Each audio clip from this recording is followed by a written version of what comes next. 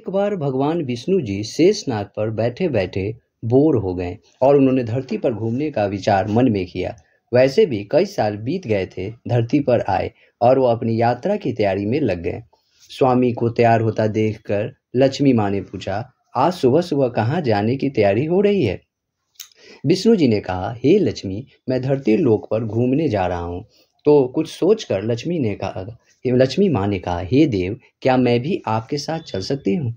भगवान विष्णु ने दो पल सोचा, फिर कहा, एक शर्त है, पर तुम मेरे साथ चल सकती हो। तुम धरती पर पहुंचकर उत्तर दिशा की ओर बिल्कुल मत देखना।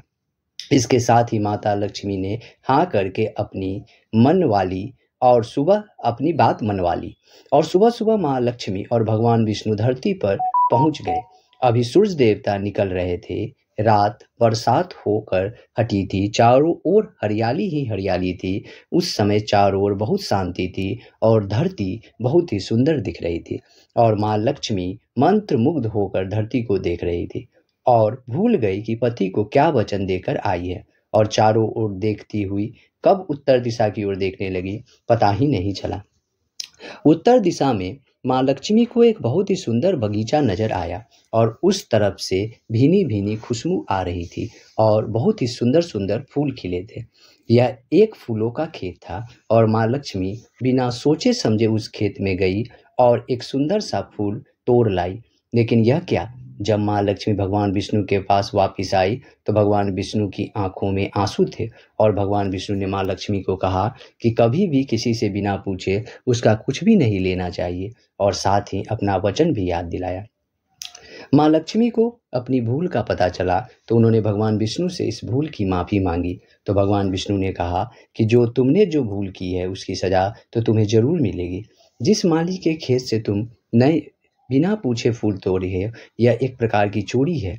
इसलिए अब तुम 3 साल तक माली के घर नौकर बनकर रहो, उसके बाद मैं तुम्हें बैकुंठ में वापस बुलाऊंगा।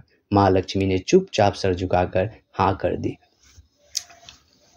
और माँ लक्ष्मी एक गरीब औरत का रूप धारण करके उस खेत के मालिक के घर गए।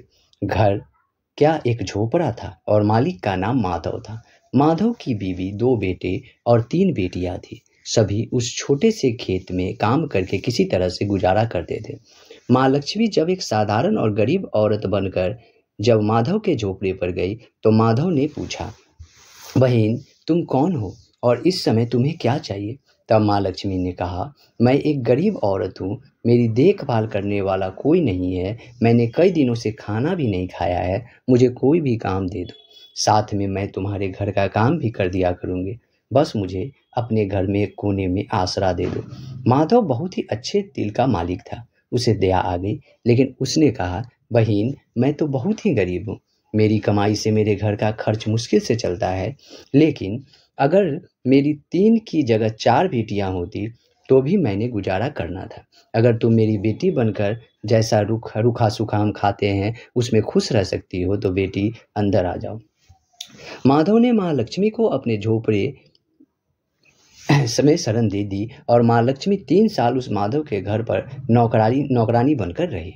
जिस दिन माँ लक्ष्मी माधव के घर आई थी उसके दूसरे दिन ही माधव को इतना आमदनी हुआ फूलों से कि शाम को एक गाय खरीद ली। फिर धीरे धीरे माधव ने काफ़ी ज़मीन खरीद ली और सब ने अच्छे अच्छे कपड़े भी बनवा लिए और फिर एक बड़ा पक्का घर भी बनवा लिया। बेटियों और बीवी ने गहने भी बनवा लिए और जब मकान भी बहुत बड़ा बनवा लिया।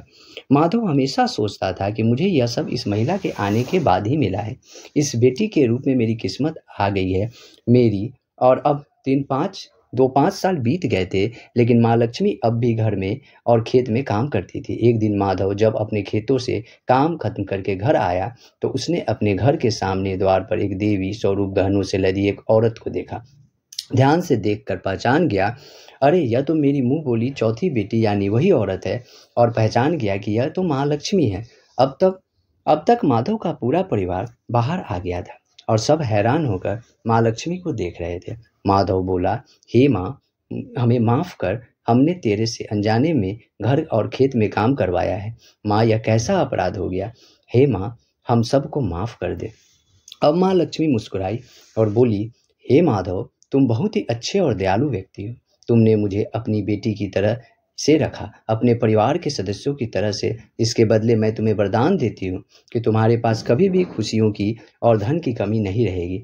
तुम्हें सारे सुख मिलेंगे जिससे तुम हम हकदार हो। और फिर माँ अपने स्वामी के द्वारा भेजे गए बैठकर